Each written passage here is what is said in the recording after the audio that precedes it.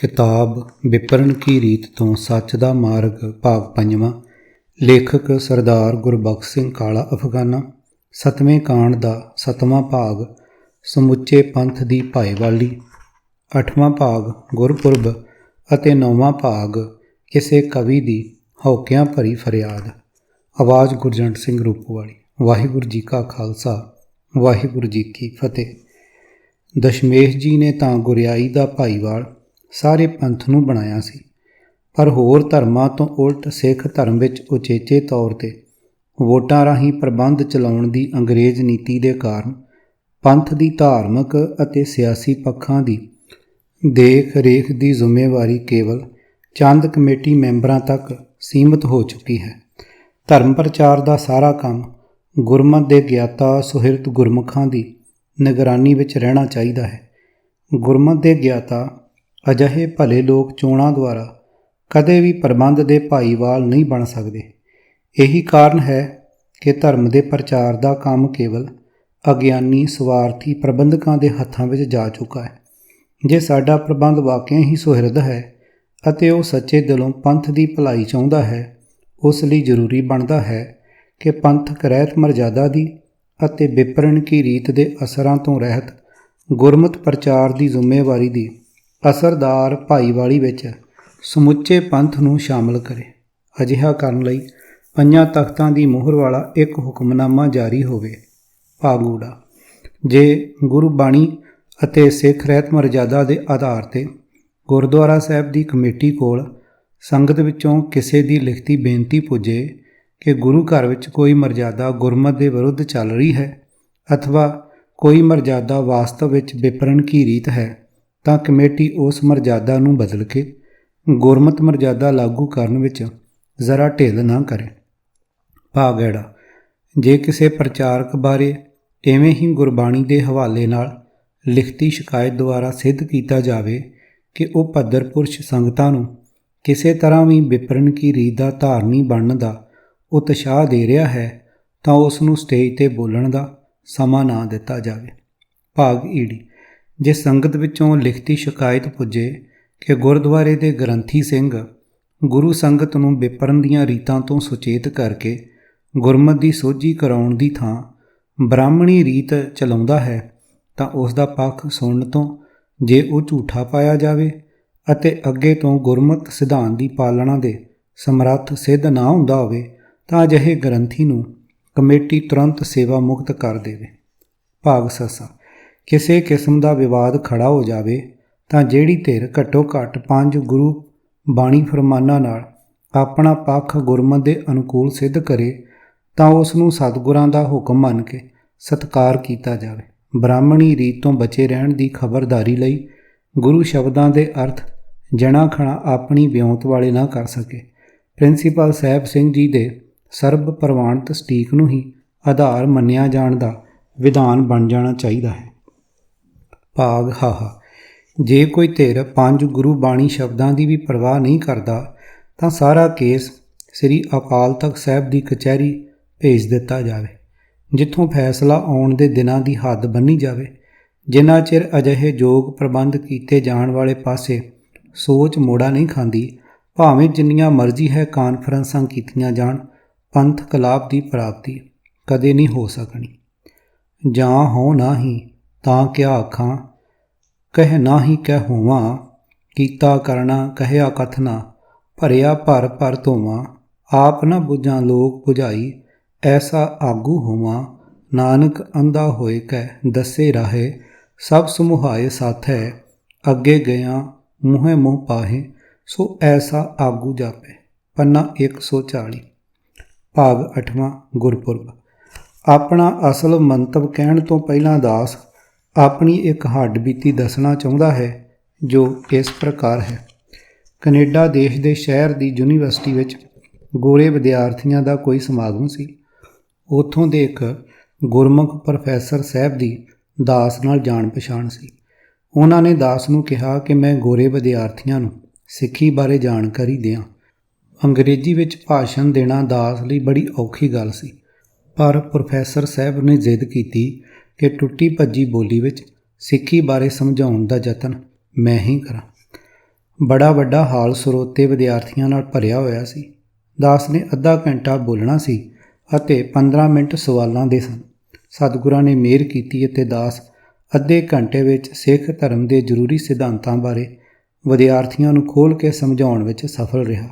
ਸਵਾਲਾਂ ਦੇ ਸਮੇਂ ਵਿੱਚ ਇੱਕ ਵਿਦਿਆਰਥੀ ਨੇ ਇਹ ਦੱਸ ਕੇ ਕਿ ਈਸਾਈਆਂ ਅਥਵਾ ਮੁਸਲਮਾਨਾਂ ਦਾ ਮਾਸਟਰ ਭਾਵ ਗੁਰੂ ਹਜ਼ਰਤ ਈਸਾ ਅਥਵਾ ਹਜ਼ਰਤ ਮੁਹੰਮਦ ਜੀ ਇੱਕ ਹੀ ਹਨ ਅਤੇ ਬੜੇ ਵਿਅੰਗਮਈ ਲਹਿਜੇ ਵਿੱਚ ਇਹ ਪੁੱਛਿਆ ਕਿ ਤੁਸੀਂ ਦੱਸੋ ਤੁਹਾਡੇ ਮਾਸਟਰ ਕਿੰਨੇ ਹਨ।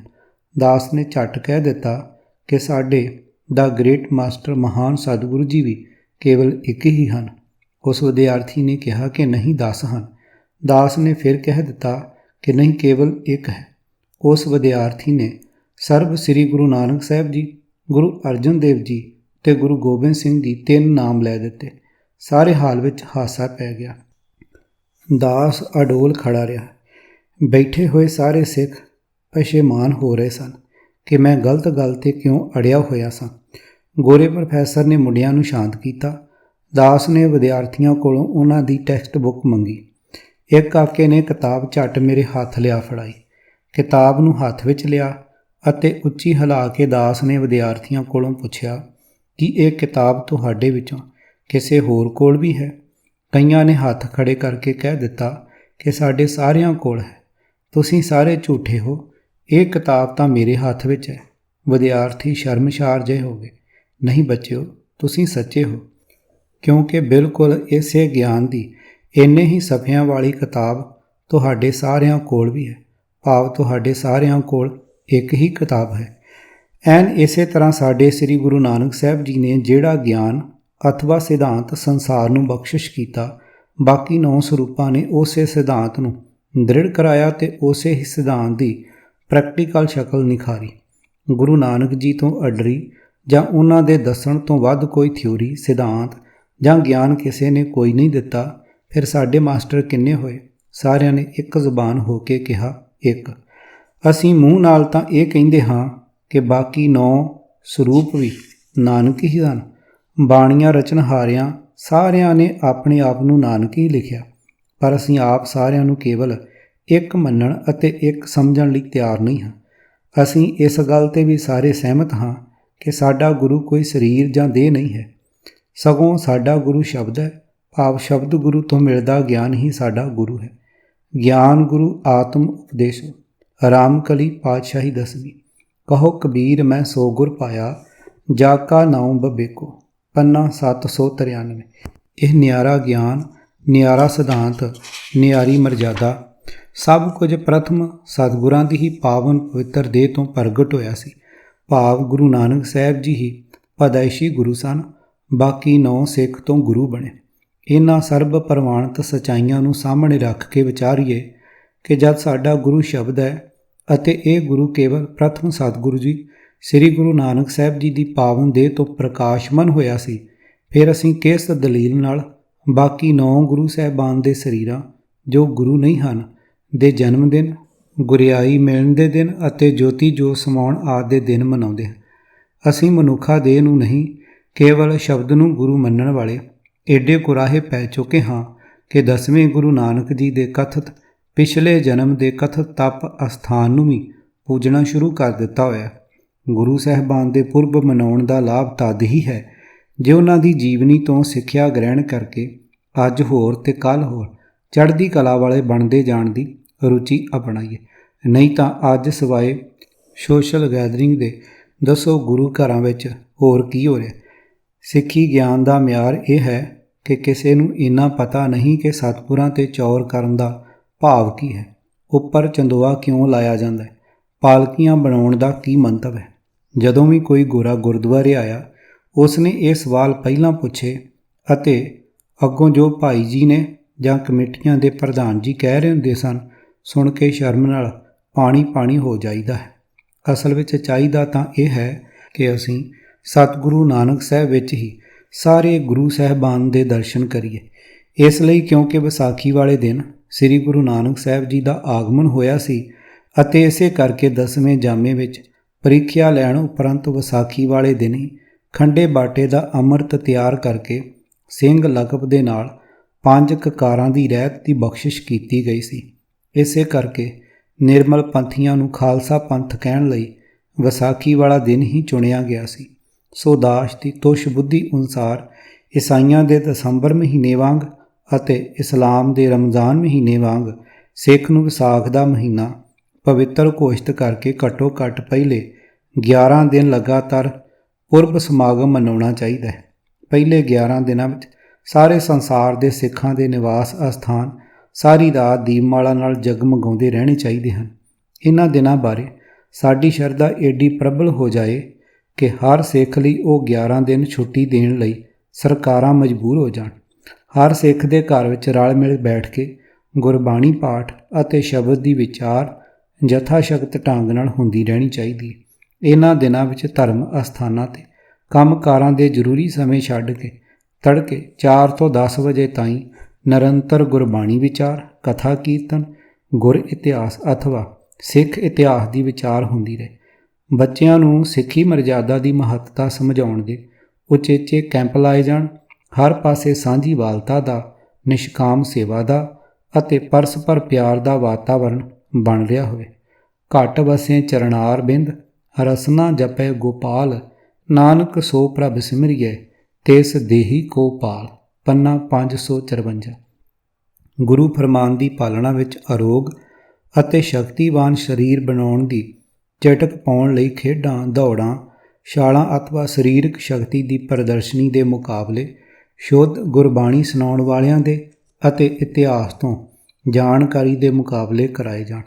ਵੱਧ ਤੋਂ ਵੱਧ ਗੁਰੂ ਘਰ ਬਣਾਉਣ ਦੀ ਦੌੜ ਅਤੇ ਹੋਰ ਵਿਅਰਥ ਦੇ ਵਿਖਾਵੇ ਵਾਲੇ ਖਰਚਾਂ ਨੂੰ ਠੱਲ ਪਾ ਕੇ ਇੰਨੀ ਮਾਇਆ ਜੋੜ ਲਈ ਜਾਇਆ ਕਰੇ ਕਿ ਪਹਿਲੇ 5 ਨੰਬਰਾਂ 'ਤੇ ਆਉਣ ਵਾਲਿਆਂ ਨੂੰ ਇੰਨਾ ਵੱਧ ਤੋਂ ਵੱਧ ਘੱਟੋ ਘੱਟ $1 ਲੱਖ ਤੋਂ ਆਰੰਭ ਹੋ ਕੇ ਇਨਾਮ ਦਿੱਤਾ ਜਾਇਆ ਕਰੇ ਕਿ ਬੱਚਿਆਂ ਅਤੇ ਗੱਭਰੂਆਂ ਨੂੰ ਅਗਲੇ ਸਾਲ ਦੇ ਸਮਾਗਮ ਵਿੱਚ ਪਹਿਲੇ ਨੰਬਰਾਂ 'ਤੇ ਆਉਣ ਦੀ ਲਗਨ ਸਾਰਾ ਸਾਲ ਹੀ ਲੱਗੀ ਰਹੇ।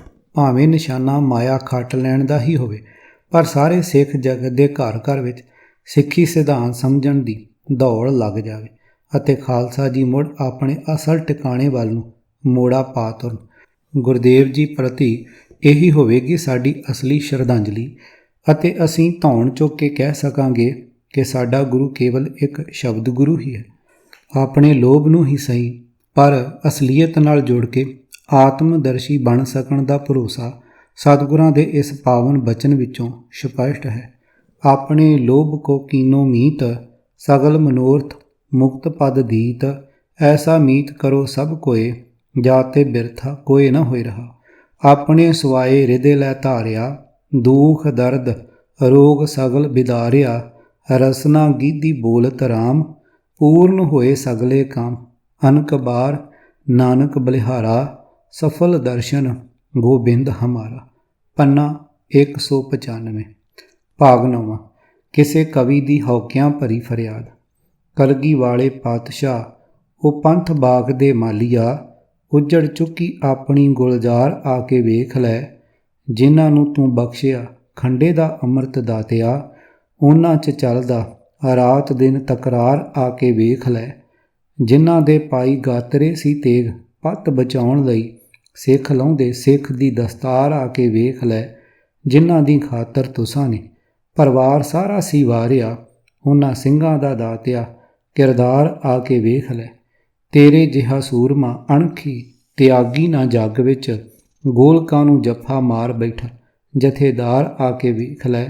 ਪੰਥ ਖਤਰੇ 'ਚ ਪੈ ਗਿਆ ਦਿੰਦੇ ਦੁਹਾਈ ਰੋਜ਼ ਇਹ, ਆਪ ਪੰਥ ਦੁਸ਼ਮਣਾਂ ਦੇ ਬਣੇ ਯਾਰ ਆ ਕੇ ਵੇਖ ਲੈ। ਗੋਲਕ 'ਤੇ ਕਬਜ਼ਾ ਕਰਨ ਲਈ ਨਿਤ ਰੰਗ ਨਵੇਂ ਬਦਲਦੇ, ਇਨ੍ਹਾਂ ਤਿਆਗੀ ਸਿੰਘਾਂ ਦੀ ਨੁਹਾਰ ਆ ਕੇ ਵੇਖ ਲੈ। ਤੇਰੇ ਗਰੀਬ ਸਿੱਖ ਨੂੰ ਇਹ ਦੋਹੀਂ ਹੱਥੀਂ ਨੇ ਲੁੱਟਦੇ, ਨਾਲ ਚੋਰਾਂ ਰਲ ਗਏ ਪਹਿਰੇਦਾਰ ਆ ਕੇ ਵੇਖ ਲੈ। ਪੰਥ ਦੁਖੀ ਤਾਕਤਾਂ ਦੇ ਨਾਲ ਰਿਸ਼ਤੇਦਾਰੀਆਂ, ਉੱਤੋਂ ਉੱਤੋਂ ਪੰਥ ਦਾ ਵੰਡਦੇ ਪਿਆਰ ਆ ਕੇ ਵੇਖ ਲੈ। ਅੱਗੇ ਤਾਂ ਤੇਰੇ ਸਿੱਖ 'ਤੇ ਹਰ ਇੱਕ ਨੂੰ ਵਿਸ਼ਵਾਸ ਸੀ, ਅੱਜ ਨਹੀਂ ਕਰਦਾ ਕੋਈ ਇਤਬਾਰ ਆ ਕੇ ਵੇਖ ਲੈ। ਜਿਸ ਤੋਂ ਥਰ ਥਰ ਕੰਬਦਾ ਸੀ ਕਾਬਲ ਕੰਧਾਰ ਦਾਤਿਆ, ਆਪੋ ਵਿੱਚ ਹੀ ਖੜਕਦੀ ਤਲਵਾਰ ਆ ਕੇ ਵੇਖ ਲੈ। ਕੌਮ ਪਵੇ ਖੂਹ ਵਿੱਚ ਇਹਨਾਂ ਨੂੰ ਚੌਧਰ ਚਾਹੀਦੀ, ਇਹੋ ਜਿਹੇ ਪੰਥ ਦੇ ਨੇ ਸੇਵਾਦਾਰ ਆ ਕੇ ਵੇਖ ਲੈ। ਸਿੱਖ ਆਗੂ ਮਾਰਦਾ ਮੰਡੀ 'ਚ ਆਵਾਜ਼ਾਂ ਵੇਖਣ ਲਈ। ਦਿੱਲੀ ਤੇ ਚੰਡੀਗੜ੍ਹ 'ਚ ਸ਼ਰੇ ਬਾਜ਼ਾਰ ਆ ਕੇ ਵੇਖ ਲੈ। ਗੁਰਦੁਆਰੇ ਵਿੱਚ ਨਿੱਤ ਆਪੋ 'ਚ ਖੰਡੇ ਖੜਕਦੇ, ਜੰਗ ਦਾ ਅਖਾੜਾ ਬਣੇ। ਗੁਰੂ ਦੁਆਰ ਆ ਕੇ ਵੇਖ ਲੈ। ਵੋਟਾਂ ਦੇ ਚੱਕਰ ਵਿੱਚ ਇਹ ਚੱਕਰੀ ਦੇ ਵਾਂਗੂ ਘੁੰਮਦੇ, ਨਿੱਤ ਬੁਰਕੇ ਬਦਲਦੇ। ਇਹ ਬੁਰਕੇਦਾਰ ਆ ਕੇ ਵੇਖ ਲੈ। ਸਾਹਿਬ ਹੋਏ ਦਿਆਲ ਕਿਰਪਾ ਕਰੇ ਤਾਂ ਸਾਈ ਕਾਰ ਕਰਾਏ ਸੀ। ਸੋ ਸੇਵਕ ਸੇਵਾ ਕਰੇ ਜਿਸ ਨੂੰ ਹੁਕਮ ਮਨਾਏ ਸੀ। ਹੁਕਮ ਮੰਨਿਆ ਹੋਵੇ ਪ੍ਰਵਾਨ ਤਾਂ ਖਸਮੇ ਕਾ ਮਹਿਲ ਪਾਏ ਸੀ। ਖਸਮੇ ਭਾਵੈ ਸੋ ਕਰੇ ਮਨੋ ਚਿੰਦਿਆ ਸੋ ਫਲ ਪਾਏ ਸੀ। ਤਾਂ ਦਰਗਾਹ ਪਹਿੰਦਾ ਜਾਏ ਸੀ। ਪੰਨਾ 471। ਕਿਤਾਬ ਵਿਪਰਨ ਕੀ ਰੀਤ ਤੋਂ ਸੱਚ ਦਾ ਮਾਰਗ ਭਾਗ 5ਵਾਂ। ਲੇਖਕ ਸਰਦਾਰ ਗੁਰਬਖਸ਼ ਸਿੰਘ ਕਾਲਾ ਅਫਗਾਨਾ। 7ਵੇਂ ਕਾਂਡ ਦਾ 7ਵਾਂ, 8ਵਾਂ ਅਤੇ 9ਵਾਂ ਭਾਗ। ਆਵਾਜ਼ ਗੁਰਜੰਟ ਸਿੰਘ ਰੂਪੋਵਾਲੀ। ਵਾਹਿਗੁਰੂ ਜੀ ਕਾ ਖਾਲਸਾ, ਵਾਹਿਗੁਰੂ ਜੀ ਕੀ ਫਤਿਹ।